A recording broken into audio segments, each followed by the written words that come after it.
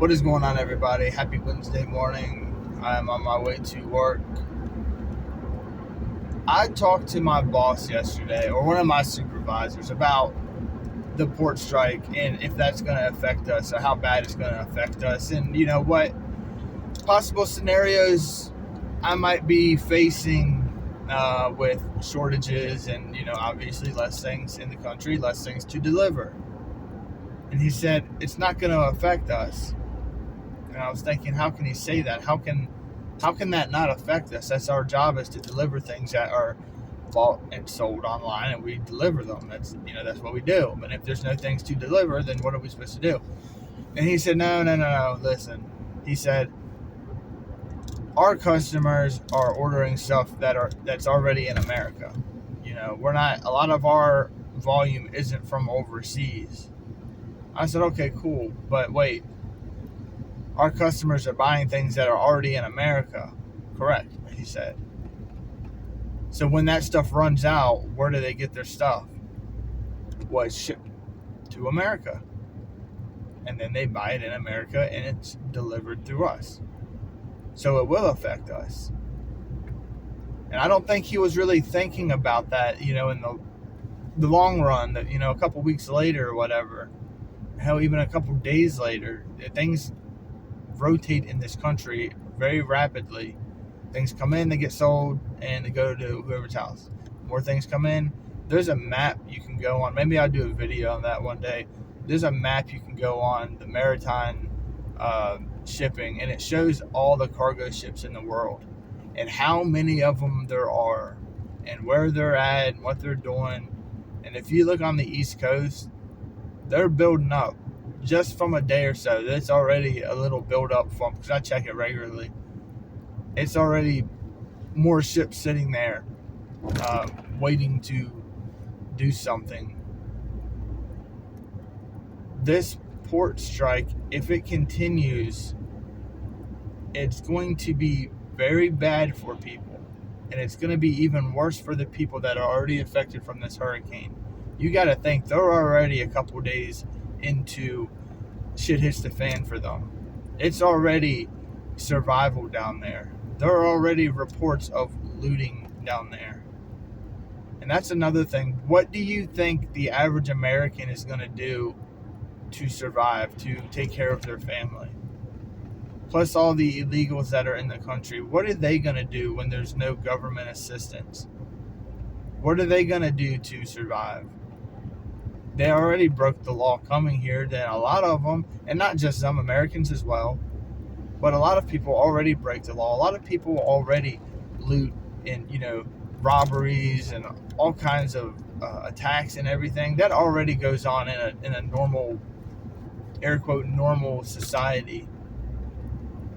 What do you think the criminals are going to do when it gets to shit hits the fan? In some places, it's already like that. And you can see what they're doing. And at the same time, our government's trying to take our Second Amendment to defend ourselves. It's not deer and Kevlar that I'm worried about. I don't need just one round.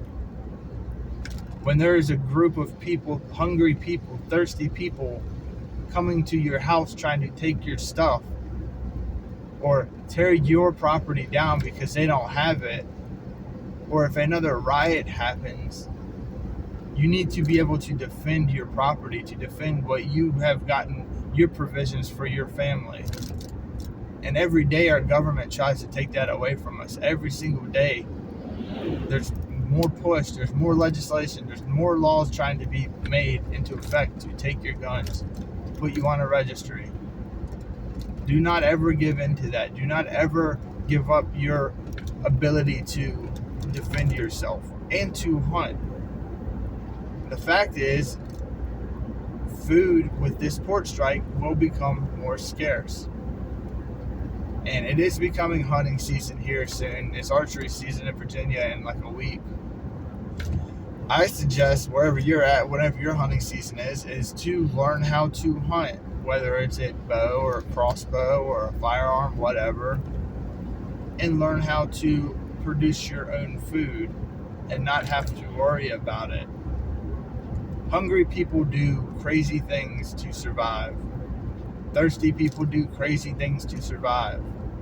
Criminals, whether it's survival or not, do crazy things. And I just heard a story of some meth head lady broke into a house and started making shrimp. I heard that, was it yesterday, on a show that I watched. And that was just normal, whatever. She was just apparently crazy. People do crazy things. You need to be able to defend yourself from those crazy things. This port strike, if it continues, every day, it's like almost a week of, messing with the economy. But going back to what I said, just a couple days into this, and I already see an uptick of people in the stores. I already see less things on the shelf. And it amazes me that the population as a whole, like I said, how crazy they can get. I said this before with the snowstorms. If you get a half inch of snow, go to your local grocery store and see how many people were in there buying everything that they don't need. Look at the toilet paper situation. Look at the hand sanitizer situation. People were buying cartons and cases and pallets of that stuff. People still have toilet paper that's going to last them 200 years. Because of what? Because of panic buying. It's not because of preppers that there are shortages. Preppers buy stuff, every week, a little bit here and there, and you stock up, you save. It's just like investing. It's just like the stock market. You don't throw all your money into it. You buy a little bit here and a little bit there, and eventually, over time, it builds up to where you have a nice nest egg of stuff. Whether that's food or groceries or stocks or water or, candles, whatever, you're prepping towards. Things are about to get even more weird in this country. You need to understand that. You need to prepare now while there is anything left. There's maps online you can go to for water. I know water is really hard for a lot of people to prep because it's heavy, it's bulky, there's nowhere to put it, all this stuff.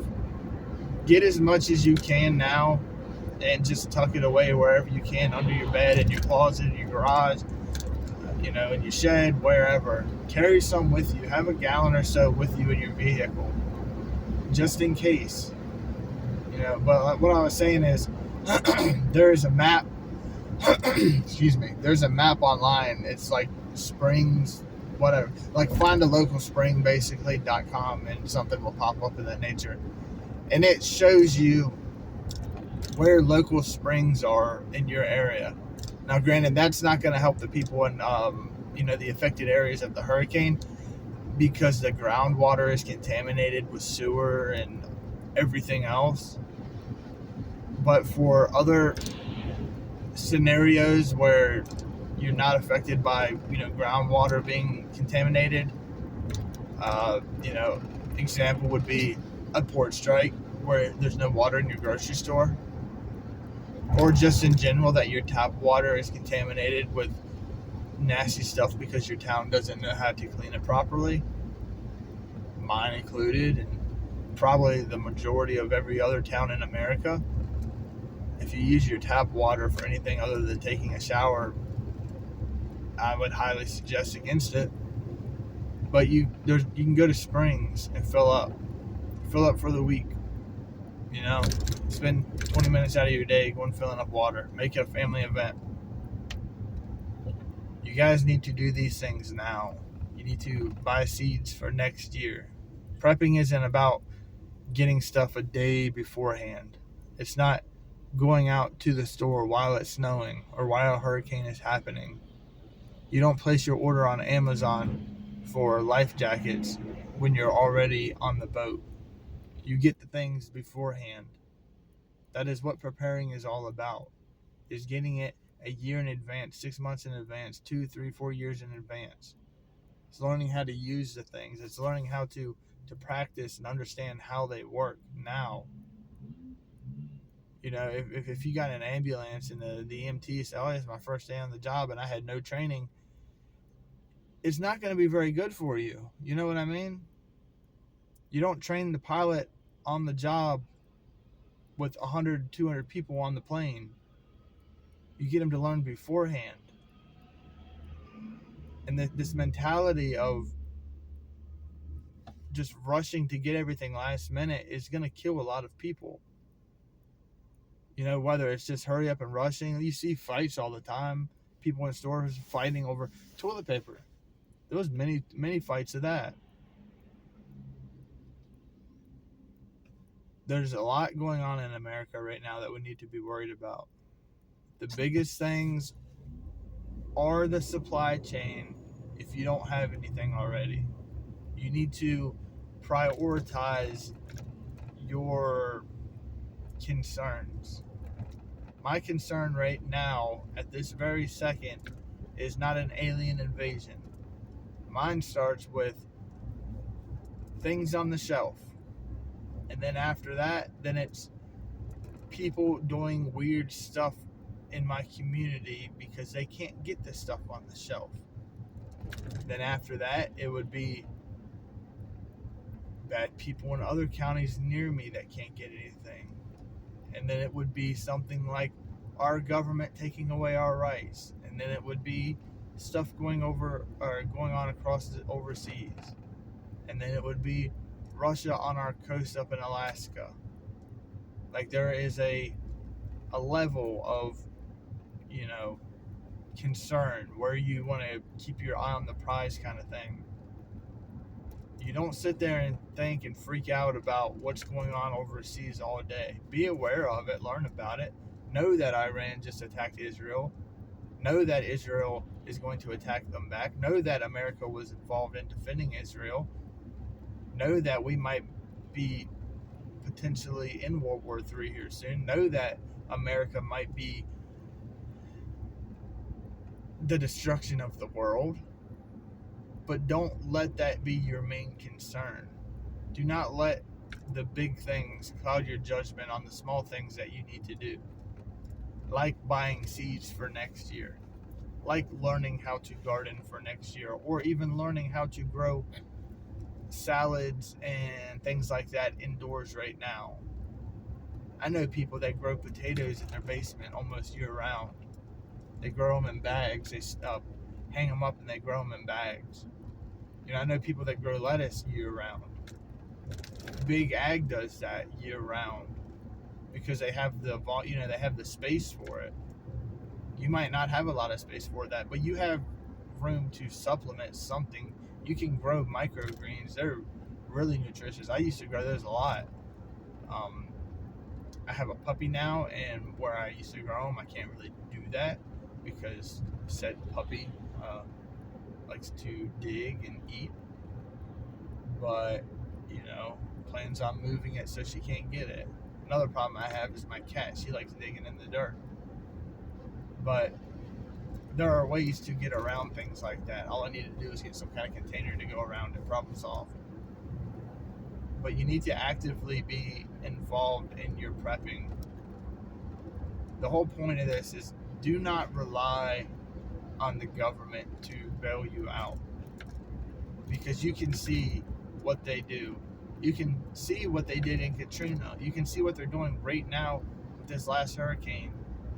You can see what they're doing for the American people in America. What are they doing for you? What is the United States government doing for you as an American? Are they giving you houses? Are they giving you free phones? Are they giving you, $20,000 to come into the country? Are they paying for your motel rooms? Are they giving you any? And sure, they give people assistance. I get that, but not on the volume that they're giving illegals. Just think about it. Think about what you need to do right now today with everything going on. Prioritize your level of preparedness. See where you're at. Go through your preps today. See what you have. Make a chart, mentally or on paper.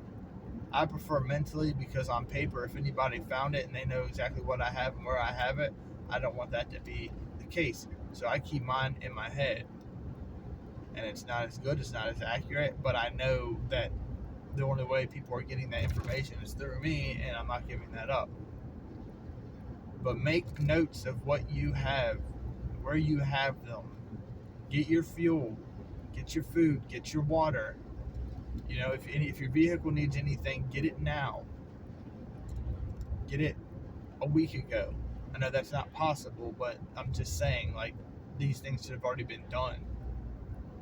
Get what you need now and rotate through it. That way it doesn't become stale. I had a problem with that when I first started prepping. I bought a bunch of gas and I put it in storage for a couple years. It's no good.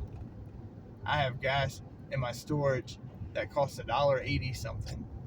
It's no good. I've since bought more, and I rotate through that. And I stock up and I rotate, just like I do with my food, just like I do with my water. If you do not do these things, within a couple months, you're going to wish you did.